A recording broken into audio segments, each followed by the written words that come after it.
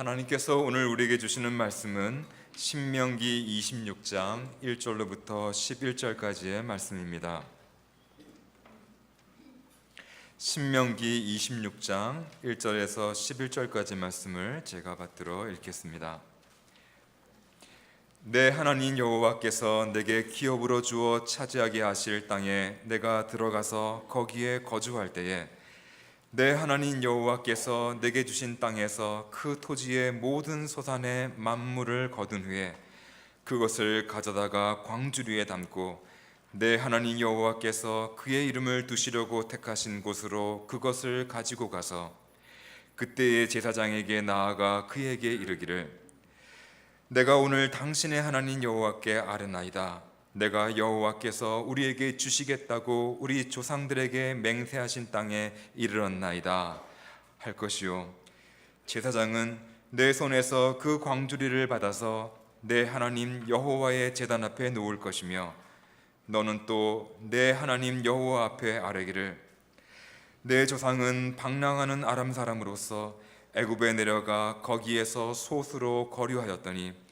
거기에서 크고 강하고 번성한 민족이 되었는데 애굽 사람이 우리를 학대하며 우리를 괴롭히며 우리에게 중노동을 시키므로 우리가 우리 조상의 하나님 여호와께 부르짖었더니 여호와께서 우리 음성을 들으시고 우리의 고통과 신고와 압제를 보시고 여호와께서 강한 손과 편팔과 큰 위엄과 이적과 기사로 우리를 애굽에서 인도하여 내시고 이곳으로 인도하사 이 땅 곧 젖과 꿀이 흐르는 땅을 주셨나이다.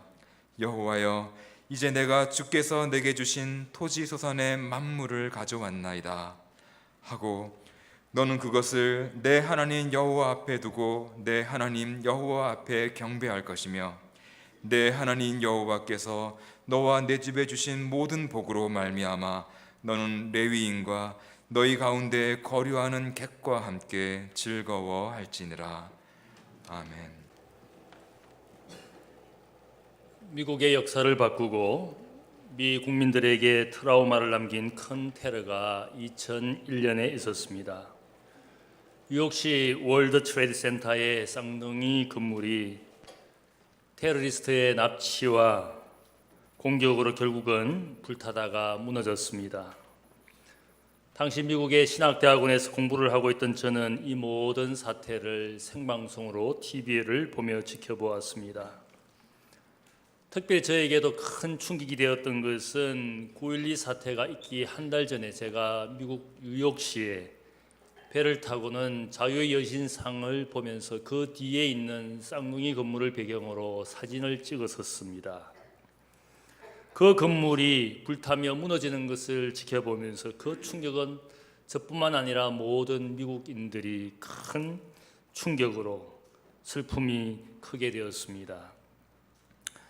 9.12 사태 때 무너진 건물에 갇혀 있다가 극적으로 생존하게 된 뉴욕시 소방대장 리차드 피치토는 그의 책 라스트 맨 다운이라는 책에서 이렇게 말했습니다. 뒤돌아보면 우리 모두를 죽게 한 그날은 너무나 아름다운 날이었습니다. 바람은 잔잔하고 구름 한 점 없는 날씨에 보스턴, 뉴욕, 그리고 워싱턴 DC의 사람들은 그렇게 즐거워했습니다.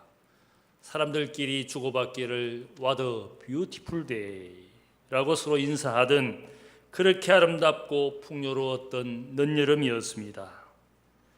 만일 그날이 먹구름과 안개가 잔뜩 낀 구전날이었다면 테러 분자들이 비행기를 납치해서 몰고 가지 못했을 터인데 아름다운 날이 우리 모두를 죽였습니다. The beautiful day killed us. 이렇게 그의 책에 썼습니다. 즐겁고 아름답고 풍요로운 날들이 오히려 우리를 불행하게 만들 수 있습니다. 하나님의 사람 모세는 이스라엘 백성들이 젖과 꿀이 흐르는 약속의 땅 가나안 땅에서 살아가게 될 때에 그 땅에 사는 것이 행복이 될 수도 있지만 그 풍요의 땅에서 오히려 그들의 인생을 망치게 될 불행의 날도 올 수 있음을 경고했습니다. 그래서 신명기 11장 5절에 말하기를 하나님이 주시는 땅에서 너희가 먹고 배부를 것이라. 너희는 스스로 삼가라. 두렵건대 마음에 미혹되어 돌이켜 다른 신들을 섬기며 그것에게 절함으로 여호와께서 너희에게 진노하사 여호와께서 주신 아름다운 땅에서 너희가 멸망할까 하노라. 물질적으로 풍요롭고 평안한 삶이 주어질 때에 하나님을 잊어버리고 세상을 더 사랑하게 되고 결국은 멸망과 불행의 삶을 이스라엘 백성들이 살게 될 것을 모세가 두려워하고 걱정했습니다. 우리가 따뜻하고 배부를 때에 어렵고 힘들었던 과거를 쉽게 잊을 수가 있습니다. 그래서 어떤 사람들은 가난한 이웃을 결국 그가 가진 부와 재물 때문에 멸시하거나 혹은 무례히 행하는 사람들도 있습니다. 그래서 사람들이 그들을 향하여 말하기를 깨구리 올챙이 시절 모른다, 그렇게 말할 때가 있지 않습니까? 그러한 인생이 되지 않도록 모세는 특별히 오늘 본문에서 한 가지 교훈을 합니다. 400년 동안 애굽 땅에서 나그네 생활을 살고 그리고 드디어는 종살이를 하다가 출애굽에서 40년 광야에서 유랑하며 목축 생활을 하던 그들이 이제는 하나님이 주신 가나안 땅에 도착하고 드디어는 농사를 짓게 될 때에, 그 땅에서 배부르게 될 때에 반드시 한 가지를 기억하여 하도록 말씀하고 있습니다. 그것은 오늘 본문이 말씀하는 첫 열매의 제사를 하나님께 반드시 드리도록 명령하고 있습니다. 첫 열매의 제사는 한마디로 하나님의 은혜에 대한 감사의 제사입니다. 이 첫 열매의 제사가 교훈하는 영적인 의미가 있습니다. 첫 번째는 이 첫 열매의 제사는 잠재력에 대한 믿음의 제사입니다. 모세는 지금 요단강 건너편 모압 평지라는 곳에서 이스라엘 백성들에게 신명기 책을 통하여 말씀하고 있습니다. 아직 가나안 땅에 들어가기도 전인데 이스라엘 백성들이 이 땅에 들어가서 어떻게 살아가게 될지, 어떻게 생존하게 될지도 모르는 그 불확실한 그때를 말하면서 이스라엘 백성들에게 본문 1절에서 말합니다. 너희 하나님 여호와께서 너에게 기업으로 주어 차지하게 하실 그 땅에 너가 들어가 거주할 때에 하나님께서 내게 주신 땅에서 그 토지 모든 소산의 만물 첫 열매를 거둔 후에 그것을 가져다가 광주리에 담고 너희 하나님 여호와께서 그의 이름을 두시려고 택하신 그곳에 그것을 가지고 가라. 이 말씀에서 특별히 강조하는 것은 너의 하나님, your God 이라는 말이 강조됩니다. 가나안 땅에 들어가게 되는 것, 그리고 그 땅에 살면서 농사를 짓고 땅으로부터 소산물을 거두는 이 모든 일들이 하나님의 주신 은혜라고, 하나님이 하신 주권적인 역사였음을 강조하는 말입니다. 그래서 우리가 신명기 책 전체를 읽어보면 너의 하나님이라는 단어가 299번이 나옵니다. 이 말은 하나님이 하신 일이었다. 너가 생존하고 너가 살아가고 너가 얻게 되는 모든 것이 하나님이 하신 일이었다. 너가 한 것이 아니라, 인생이 한 것이 아니라 하나님이 베풀어 주신 은혜와 사랑의 결과였다라는 사실을 알리는 것이 너의 하나님이라는 단어가 계속 주어로 등장을 합니다. 등 따시고 배부르게 될 때에 하나님의 은혜를 잊어버리고 우리가 혹시 생각할지 모르겠습니다. 내가 이루었으니까 내 것이고 내 마음대로 쓰고 놀고 싶은 대로 놀자. 왜 네가 상관해? 왜 목사가 상관해? 아마 그런 생각이 들지 모르겠습니다. 그러나 성경은 우리에게 분명히 말씀합니다. 곡식의 첫 열매뿐만 아니라 너가 가지고 있는 가축의 모든 것들도 하나님 주신 것이다. 너의 가정에 주신 자녀들도 다 하나님 주신 것이다. 그래서 열매의 첫 열매, 가축의 초태생, 우리 가정에 주신 생명의 자녀, 첫 자녀, 장자는 다 하나님의 것이다. 너가 가지고 있는 모든 것이 하나님의 것인 줄 알고 첫 생명을 하나님께 바쳐야 된다. 물론 사람을 바친다는 뜻은 아닙니다. 그 장자 대신에 외의 사람 중에 제사장을 세워서 하나님의 사람으로 일평생 하나님을 섬기게 합니다. 내 가정에 주신 그 자녀를 대신해서 하나님의 사람들을 세웁니다. 그래서 레위인 숫자와 또 이 이스라엘 지파의 장자의 숫자가 맞지 않으면 속전을 지불해서 그 차이를 보상을 합니다. 그만큼 하나님께서 첫 생명 첫 열매를 하나님의 것인 줄 알고 인정하는 사람들은 첫 생명 첫 열매를 드리도록 말씀하고 있습니다. 그래서 이스라엘 백성들이 첫 열매를 드리는 것은 하나의 절기가 있습니다. 흔히 초실절이라 부릅니다. 첫 열매를 드리는, 곡식에 낫을 대는 첫날부터 칠칠절 오순절이라고 부르는 그 50일 동안 밀과 보리를 수확을 하게 됩니다. 초실절 첫 열매를 드리면서 이어지는 모든 수확 동안에 하나님께서 우리에게 주시는 곡식과 열매가 풍성할 것을 기대하면서 낫을 내며 수확을 하게 됩니다. 초실절 첫 열매를 드림으로 앞으로 이어지는 모든 것에 하나님의 풍성함을 기대하고 수확을 하게 됩니다. 이것은 한 가지 중요한 영적 원칙을 이야기합니다. 어떻게 우리의 인생의 미래를 밝게 하고 풍성한 삶을 살게 될지 믿음의 제사를 드리는데 믿고 구하고 하나님께서 내 인생에 지금 내가 이것을 바치지만 이것 이상으로 내 인생을 풍성하게 해 주실 것을 믿는 믿음의 제사입니다. 솔로몬 왕은 인생이 열매 맺는 길을 우리에게 가르쳐 줍니다. 너는 범사에 하나님을 인정하라. 그리하면 너의 길을, 너의 인생의 길을 인도하시리라, 지도하시리라. 이 말씀은 모든 일에 하나님을 인생의 주인으로 인정하는 이것이 내 삶을 풍성하게 하고 밝게 하는 것이라는 겁니다. 그래서 우리가 예배 드리는 일을 결코 소홀하게 여기지 않습니다. 내가 일주일에 첫날, 첫 시간, 이 시간을 하나님의 날, 하나님의 시간인 줄 알고 예배 드림으로 인생의 남은 시간 한 주간의 삶을 살겠다라는 뜻으로 우리가 주일 예배를 드리고 있습니다. 하나님을 주인으로 인정합니다. 범사의 모든 일에, 내 시간의 모든 삶의 모양 속에 하나님을 주인으로 인정하는 것이 첫 열매의 제사입니다. 하나님을 인생의 주인으로 인정할 때 우리에게 주신 잠재력이 진정한 능력이 되고 열매를 맺게 되는 겁니다. 은혜와 사랑을 나에게 베풀어 주셨지만 내가 하나님을 인생의 주인으로 인정하지 않는 그런 삶을 산다면 내가 가진 잠재력은 그냥 잠재된 것으로 끝나게 될 겁니다. 솔로몬 왕은 그래서 또한 잠언에 말하기를 사람의 마음에는 많은 계획이 있어도 오직 여호와의 뜻만 완전히 서리라. 이 말씀은 솔로몬 왕이 생각하기를 인생은 무엇인가를 이루기 위해서 많은 계획을 하고 꿈을 가지고 미래를 설계하게 됩니다. 내가 가진 잠재력을 꽃피우기 위해서 많은 인생이 준비합니다. 그러나 내 인생의 계획과 뜻대로 되지 않습니다. 여러분이 아마 인생의 꿈을 가졌을 겁니다. 인생의 미래를 설계했을 겁니다. 과연 내가 인생을 설계하고 계획한 대로 그렇게 인생이 가고 있습니까? 만들어지고 있습니까? 성취하고 있습니까? 많은 인생이 그렇게 되지 못합니다. 왜 그렇습니까? 내 인생의 계획과 뜻은 여전히 불완전하기 때문에 아무리 행복한 미래를 설계한다 할지라도 그렇게 되지 않는 것이 인생입니다. 왜냐하면 인생이 생각하고 뜻하는 것 자체가 불완전하기 때문에. 그래서 솔로몬 왕은 이야기합니다. 오직 하나님의 뜻만 완전하고 하나님의 뜻만 온전히 세워지리라.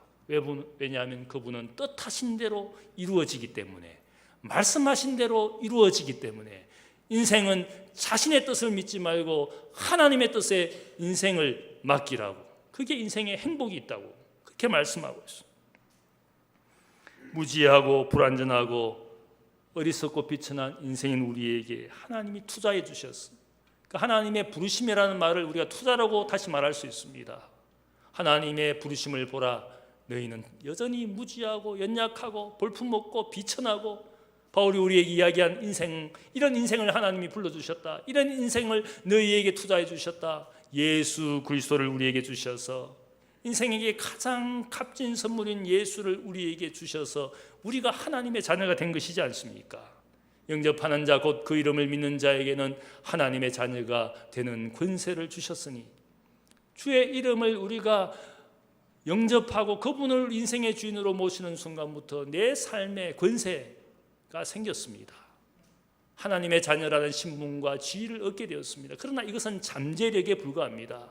내가 그분의 이름을 영접했지만 내가 그분을 내 인생의 주인으로 인정하는 삶을 살지 않는다면 내가 가진 잠재력은 잠재력에 불과합니다.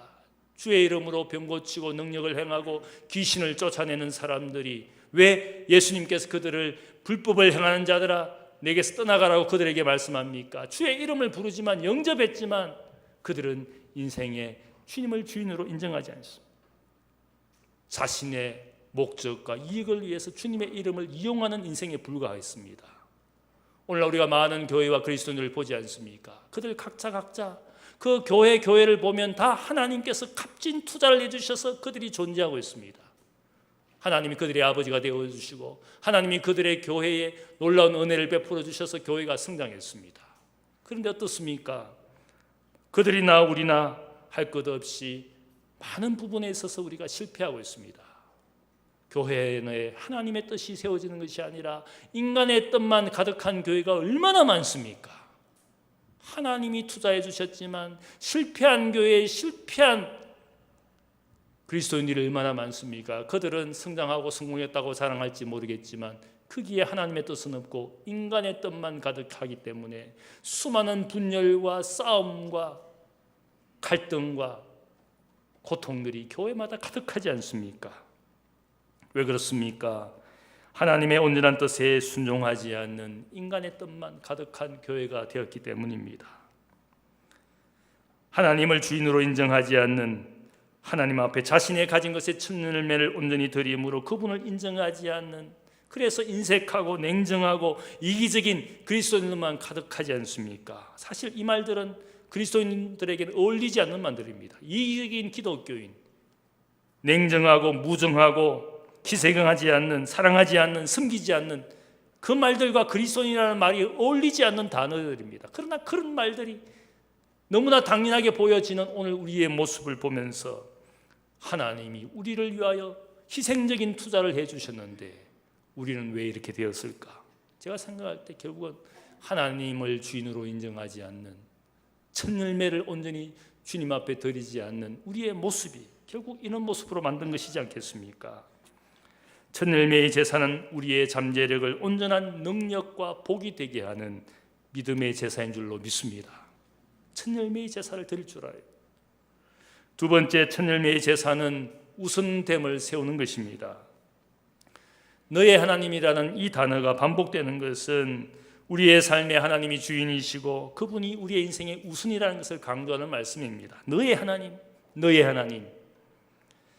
하나님을 인정하는 삶의 방법으로서 율법이 가르쳐주는 것이 있습니다. 하나님 앞에 절기를 지키고 하나님께 제사를 드리는 것이 바로 하나님을 인정하는, 하나님을 우선으로 하는 하나의 방법이라는 겁니다. 2절 말씀을 보면 첫 열매의 제사를 어떻게 드릴지 가르쳐주고 있습니다. 너희 하나님 여호와께서 너에게 주신 땅에서 그 토지의 모든 소산의 첫 열매를 거둔 후에 그것을 가져다가 강주리에 담고 내 하나님 여호와께서 그의 이름을 두시려고 택하신 곳으로 그것을 가지고 가서 그때의 제사장에게 나아가 그에게 말하기를 내가 오늘 당신의 하나님 여호와께 아뢰나이다. 내가 여호와께서 우리에게 주시겠다고 우리 조상들에게 맹세하신 땅에 이르렀나이다. 여기에 보면 첫 열매 제사를 어떻게 합니까? 아무렇게나 해서 가는 것이 아닙니다. 아무 장소에 가는 것이 아닙니다. 첫 열매를 소중하게 여기고 강주리에 담아서 하나님의 이름을 경배하는 거룩한 성소를 찾아가 그곳에서 섬기는 당대의 제사장에게 이 첫 열매를 드립니다. 그리고 고백합니다. 제사장이 대신 고백하는 것이 아니라 예배자가, 바치는 자가 그 예물을 가지고 하나님 앞에 고백합니다. 내게 주신 이 땅, 조상들에게 약속하신 땅, 나에게 베푸신 은혜가 감사해서 내가 이 열매를 가지고 당신에게 바칩니다. 그런 신앙의 고백과 함께, 감사의 고백과 함께 여기에 첫 열매의 제사가 가진 중요한 영적 의미가 있습니다. 이것은 우리의 일상생활에서 영적인 질서와 의미를 부여하는 모습입니다. 사람들이 농사짓고 그리고 목축을 하거나 직장에 다니거나 사업을 하는 것 어떻습니까? 그렇게 거룩하고 비범하고 특별한 일입니까? 모든 사람들이 살아가는 모양입니다. 그래서 우리는 생계를 살고 있다. 먹고 살기 위해서 살아가는 인생의 모양입니다. 어쩌면 이것은 모든 사람들, 너나 나나 할 것 없이 모든 사람들이 살아가는 삶의 모양입니다. 일주일을 사는데 아침에 일어나서 밥 먹고 직장에 가고 사업을 하고 피곤하고 지친 몸으로 돌아와서 밥을 먹고 또 잠자리에 들고 그 다음 날 또 달라지는 날입니까? 또 같은 날의 반복입니다. 단조롭고 반복적이고 지치고 힘든 생활의 연속이지 않습니까? 이 삶의 굴레를 벗어나서 자유롭게 살고 싶지만 그렇게 하기 힘든 이유가 무엇입니까?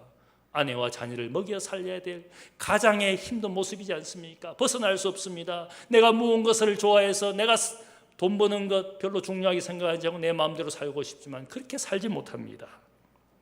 이것이 우리의 일상입니다.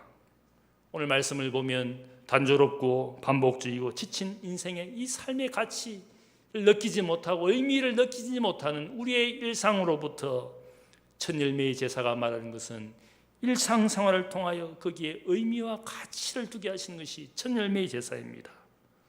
아무렇게나 아무 곳에나 아무 사람을 만나서 그냥 사는 것이 아니라 첫 열매를 광주리에 담고 하나님의 이름을 경배하는 정해진 성소를 찾아가고 하나님이 세우신 제사장을 찾아가고 힘들고 수고해서 예물을 바치게 됩니다.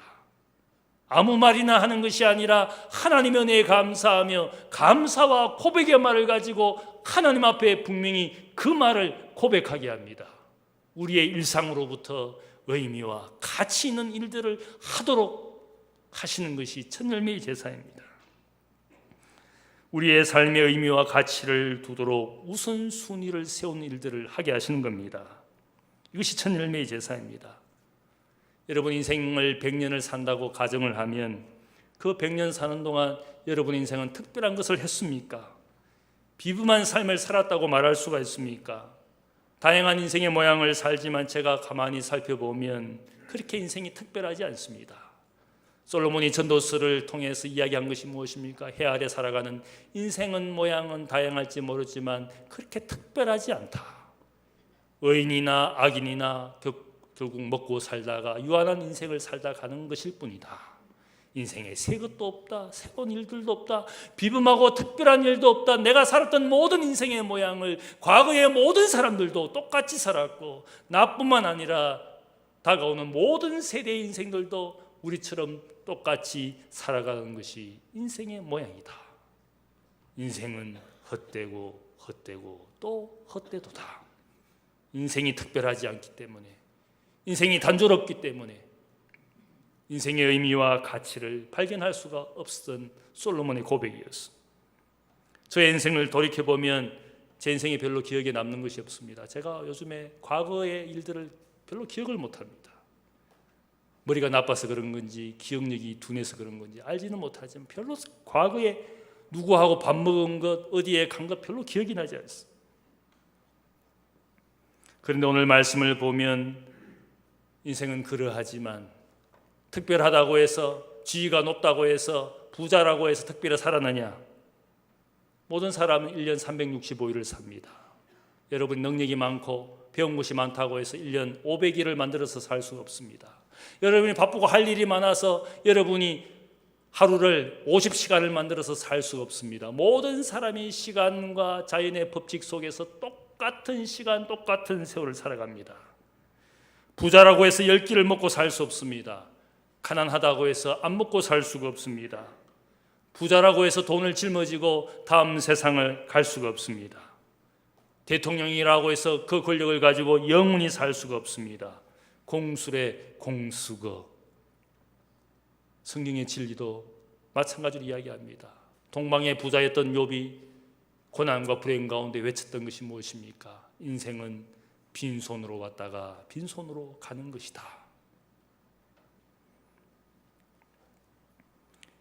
이러한 우리의 일상생활이지만 하나님이 의미와 질서를 부여하게 됩니다. 내가 가지고 누리게 된 것의 첫 열매를 정성스럽게 강주리에 담아서 정해진 날 정해진 시간을 찾아가 하나님이 구별하신 장소를 찾아가 하나님이 세우신 사람을 찾아가 거기에서 쓸데없는 인간의 말 자랑하는 말이 아니라 하나님이 내 인생에 베푸신 것에 감사하는 말 고백 감사의 말을 그 자리에서 하도록 하나님께서 우리에게 말씀해 줍니다. 이것은 인생의 날들의 의미와 질서를 부여하는 방법을 가르쳐 주신 겁니다. 아무렇게나 살지 말고 아무렇게나 인생의 날을 보내지 말고 아무 사람이나 만나서 즐거워하며 아무 말이나 하는 그런 인생으로 살다가 인생을 보낼 것이 아니라 인생에 하나님이 우선인 줄 알고 그분께 감사하는 인생의 모양을 갖추어서 그것이 무엇입니까? 예배이지 않겠습니까? 저는 가끔씩 목사이지만 과연 내가 하고 있는 일들이 의미가 있는가 생각해 볼 때가 있습니다. 내가 무엇이 아쉬워서 사람들에게 이렇게 소리를 지르고 있을까? 내가 무엇이 아쉬워서 남들이 일어나지 않는 새벽에 일어나서 이렇게 기도하고 있는가? 내가 무엇이 아쉬워서 남들이 원하지 않는 섬김과 사랑의 실천을 하고 있는가? 왜 남들은 하지 않는 이타적인 삶을 하라고 말하고 있는가? 교회 공동체나 우리의 섬김에 대해서 의미와 가치를 생각해 봅니다. 분명한 것은 내가 세상의 다른 피조물과 구별된 이성과 영성을 가진 특별한 인간이라는 것을 생각하게 됩니다. 아무렇게나 살고 아무렇게나 시간을 보내고 아무렇게나 내가 가진 것을 본능처럼 사용하고 산다면 내가 짐승과 다를 것이 무엇인가, 그런 생각을 하게 됩니다. 하나님이 우리를 특별하게 창조해 주셨습니다. 이성을 주시고 의지를 주시고 영성을 주셨습니다. 나만 아는 인생이 아니라 남도 내 눈에 들어오게 하시고 공동체도 들어오게 하시고 함께 말씀을 배우게 하시고 하나님 앞에 기도하게 하시고, 이것이 얼마나 인생을 가치 있게 하고 의미 있게 하는 인생의 모양인지 하나님이 그렇게 우리에게 가르쳐 주시지 않았다면 우리는 짐승과 다를 것이 없다는 사실을 깨닫게 됩니다. 하나님이 일상으로부터 의미와 가치를 만드는 법을 가르쳐 주셨어요. 어떤 부흥사가 교회에서 하나님의 소유에 대해서 설교를 하셨습니다. 이 설교를 들었던 그 교회의 부자 교인이 집회를 마친 후에 부흥 목사님을 모시고 점심을 대접해 주었습니다. 점심을 잘 대접한 다음에 자신이 소유하고 있던 넓은 땅과 목장에 있는 가축대를 목사님에게 구경시켜 주었습니다. 그리고 목사님에게 말하기를, 이 모든 땅과 목장이 내 것이 아니라고 지금 목사님께서 내게 설교하신 겁니까? 내가 지금 평생을 모아서 이 넓은 땅을 사고 목장을 일구어서 가축대를 이루었는데 지금 목사님께서 이것이 내 것이 아니라고 말씀하신 겁니까? 항변을 했습니다. 그때 목사님이 그에게 조용히 대답해 주었습니다. 당신이 100년 후에도 이 자리에서 내게 같은 질문을 할 수 있다면 당신이 소유한 모든 것이 당신의 것이라고 내가 인정해 드리겠습니다. 100년 후에 질문하는 그 사람도, 질문받는 그 목사님도 그 땅에 존재하지 않을 겁니다. 아마 100년 후에는 지금 예배 드리고 있는 이곳에 있는 모든 분들도 이 교회에 존재하지 않을 겁니다. 우리는 그런 인생입니다. 교회를 열심히 일구어서 큰 교회 만들었다고 그 교회가 100년 후에도 같은 모습으로, 그렇게 많은 교인이 있는 그 교회가 100년 후에 어떻게 될지 아무도 장담을 못합니다. 미국 교회도 유럽에 있는 교회들도 오늘 우리처럼 그렇게 교회가 번성하고 번창했습니다. 그게 아무도 지금 존재하지 않습니다. 관광객만 열심히 찾아다닙니다. 100년 후에 이 자리에 아무도 이게 존재하지 않을 겁니다. 짧게는 30년 후에도 내가 가진 재물의 주인이 되실 분 별로 많지 않을 겁니다. 내가 지금 차지하고 있는 지위와 명예를 30년 후에도 여전히 차지할 분들 그렇게 많지 않을 겁니다. 과연 우리는 내 인생의 주인이라고 말할 수가 있습니까? 여러분, 지금 회사의 사장입니까? 어떤 단체의 장입니까? 그 지위와 그 명예를 30년 후에도, 아니 10년 후에도 계속 차지할 수 있다고 생각합니까? 지금 50평 아파트에 살고 있고 넓은 평수 아파트 살고 있다고 자랑하지만 50년 후에도 여러분이 그 아파트에 살고 있을 거라고 생각합니까? 아무도 살지 못합니다. 아무도 존재할 수 없습니다. 성경이 그래서 우리에게 말합니다. 너희는 내일 일을 알지 못하는 있다가 사라질 안개와 같은 존재이니라. 우리 모든 존재가 그렇습니다. 유한하고 연약한 인생임을 성경이 말하고 있습니다. 인생의 삶에 창조주 하나님을 인정하고 그분을 인생의 우선순위로 세우는 일들, 그것은 일상의 질서와 의미를 부여하는 일입니다. 일상의 시간으로부터 거룩한 시간을 만드는 방법입니다. 일상적인 삶의 장소로부터 그 자리가 하나님과 함께하는 거룩한 장소를 만드는 방법입니다. 사람을 만나지만 그 사람과 함께 하나님 앞에서 거룩한 공동체를 만드는 의미와 가치를 만드는 방법입니다. 이것은 반복적이고 단조로운 평범함으로부터 비범함을 만들어내는 방법입니다. 일상으로부터 거룩함을 만드는 것입니다. 무의미에서 의미를 찾고 무질서에서 질서를 만드는 것이 예배하는 삶이고 첫 열매의 제사를 드리는 겁니다. 무엇을 인생을 진정한 가치와 의미를 만드는 방법입니까? 세상의 시간으로부터 하나님의 시간을 만드는 것. 이 세상의 삶으로부터 그것이 단조롭고 피곤한 삶이지만 그 삶을 감사로 받아들일 수 있는 것은 그 시간과 삶 속에 하나님을 만날 때 내가 만나는 만남이 단조로운 것이 아니라 비범하게 되는 겁니다. 그것이 하나님 앞에 예배하는 삶의 사람들의 모습입니다. 그것이 첫 열매의 제사입니다. 세 번째는 첫 열매의 제사는 풍성함을 나누는 모양입니다. 첫 열매의 제사에서 이스라엘 백성들은 하나님의 사랑과 인도하심을 고백했습니다. 내 조상은 방황했던 아람 사람이지만 그 가족이 저 애굽 땅에 가서 소수였지만 큰 민족을 이루었습니다. 그러나 이 민족이 고통을 당했습니다. 애굽 사람으로부터 고통과 압제를 당할 때 하나님이 강한 손과 편팔로 우리를 인도하여 내셔서 약속하신 대로 이 땅에 들어오게 되었습니다. 하나님의 사랑과 인도하심이 없었다면 우리 민족과 우리의 존재가 불가능했습니다. 한국도 그렇지 않습니까? 수많은 외세의 침입을 받았습니다. 수많은 민족들이 그러한 가운데 민족의 존재가 없어진 세상의 민족들이 얼마나 많습니까? 수천 년 역사 동안에 우리가 이 자리에 있게 된 것, 저는 하나님의 은혜라고 생각합니다. 그것을 감사하면서 고백합니다. 하나님 앞에 경배했습니다. 경배라는 이 단어 히브리어 샤카라는 말은 엎드리다, 하나님 앞에 엎드렸다는 뜻입니다. 첫 열매의 제사는 하나님을 예배하는 뿐만 아니라 이 예배는 이웃에 대한 섬김으로 이어졌습니다. 11절 말씀을 보면 너희 하나님 여호와께서 너와 내 집에 주신 모든 복으로 말미암아 너는 레위인과 너희 가운데 거류하는 나그네와 함께 즐거워할지니라. 이 말씀은 예배하는 삶으로 끝난 것이 아니라 내가 바친 첫 열매로, 내가 바친 11조로 그 제물을, 그 열매를, 그 곡식을 가난한 이웃들과 함께 나누고 하나님이 세우신 제사장과 함께 나누는 즐거움이 이어지도록 말씀하고 있습니다. 내게 주신 복이 나에게만 있다가 그치는 것이 아니라 흘러넘쳐서 이웃에게 이 복을 나누는 그런 삶을 이야기합니다. 그래서 우리가 예배라는 말을 쓸 때 월십 서비스라는 말을 씁니다. 하나님을 예배하고 하나님을 섬길 뿐만 아니라 서비스라는 마음, 그 말 속에는 이웃과 교제하고 나누는 것을 이야기합니다. 그래서 우리가 예배하는 삶, 하나님과 우리가 화목할 뿐만 아니라 사람과 화목하고 하나님을 섬길 뿐만 아니라 이웃을 섬기는 것이 예배의 정신입니다. 이웃과 불화하고 나서 하나님을 예배한다는 것은 다 거짓된 것이다. 먼저 형제와 이웃을 찾아가서 용서해주고 용서를 받고 화목하게 되어 하나님을 예배할 때 그 예배가 의미가 있습니다. 하나님과 이웃 사랑을 동시에 이야기하고 있습니다. 이것이 첫 열매의 제사의 정신입니다. 어떤 일본인 화가가 큰 캔버스에 그림을 그렸습니다.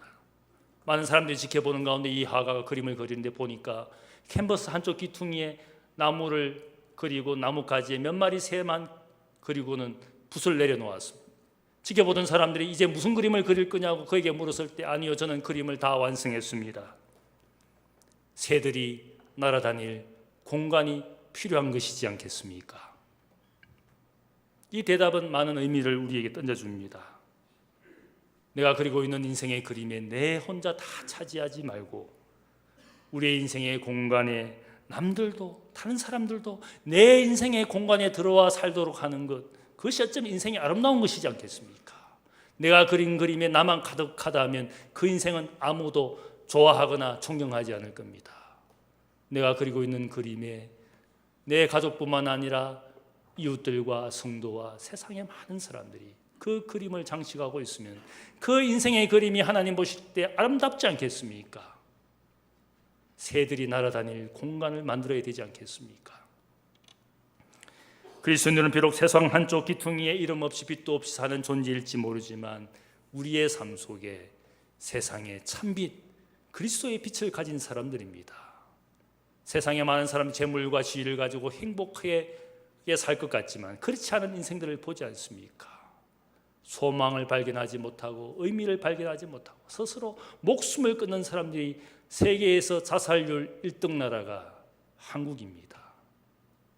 무엇이 부족해서 자신의 생명을 끊겠습니까? 자신의 삶의 의미와 가치를 두지 못하고 소망을 발견하지 못해서 그렇게 스스로 생명을 끊는 사람들이 가득한 이 땅입니다. 너무 풍요롭고 너무 세상을 사랑하다 보니까 그것이 우리의 영혼을 죽이고 있습니다. 오늘 이곳에서 우리가 하나님 앞에 천열매의 제사를 드리고 있습니다. 내가 가진 모든 것이 하나님의 것입니다. 하나님께 돌려드립니다. 내 아의 인생의 모든 범사에 하나님 주인 되어 주시길 원합니다. 내가 일주일을 시작합니다. 이 날은 일주일의 마지막 날이 아니라 주일, 주님의 날, 나의 주인이 시작하신 날, 내가 이 날에 하나님 앞에 엎드립니다. 나의 것을 받으시고 내 가정과 일터를 받으시고 그분이 인생의 우순이 되고 주인이 되어 주십시오. 내 뜻에 인생을 맡기지 않고 온전하신 하나님의 뜻에 내가 맡깁니다. 나의 뜻을 구하기 위하여 교회를 찾는 것이 아니라 나의 뜻을 이루기 위하여 하나님 앞에 예배드리는 것이 아니라 예배의 정신은 천열매의 제사는 주여 내가 오늘 주의 뜻을 행하기 위하여 이 자리에 있습니다. 내 뜻에 만족을 주지 못한다고 교회를 떠나는 분 얼마나 많은지 모릅니다. 교회는 그것이 아닙니다. 내 뜻을 구하는 교회가 아니라 주의 뜻을 구하는 것이 그리스도인의 삶입니다. 그것이 교회입니다. 내 뜻을 구하면 저 길을 찾아가십시오. 저 절간에 가시고 무당을 찾아가십시오. 그 사람들은 여러분의 뜻에 위로를 주고 아마 아부할 겁니다. 저는 여러분의 뜻에 아부하지 않습니다. 하나님의 뜻에 저와 여러분의 뜻을 굴복시키도록 그분의 뜻을 행하기 위하여 내가 오늘 주님 앞에 왔습니다. 이러한 고백이 여러분의 예배가 되시기를 주님의 이름으로 축복합니다. 사랑의 아버지 하나님 감사합니다. 내게 있는 모든 것이 주의 것이었고 내가 살아있고 생존하고 살아가는 것이 다 하나님의 은혜였습니다. 이 땅과 이 사회가 존재하는 것도 하나님의 은혜였습니다. 어둠 가운데 있던 영혼들에게 복음의 빛을 던져주셔서 우리가 개화하게 되고 또한 우리가 알게 되고 우리가 하나님의 백성 되는 것이 무엇인지 알게 해주신 것 하나님의 은혜였습니다. 우리가 누리고 있는 것 다 하나님의 것인 줄을 알고 오늘 하나님 앞에 엎드립니다. 경배합니다. 예배합니다. 인생을 받아주시고 우선이 되시고 주인이 되어 주옵소서. 감사하며 예수님의 이름으로 기도하옵나이다. 아멘.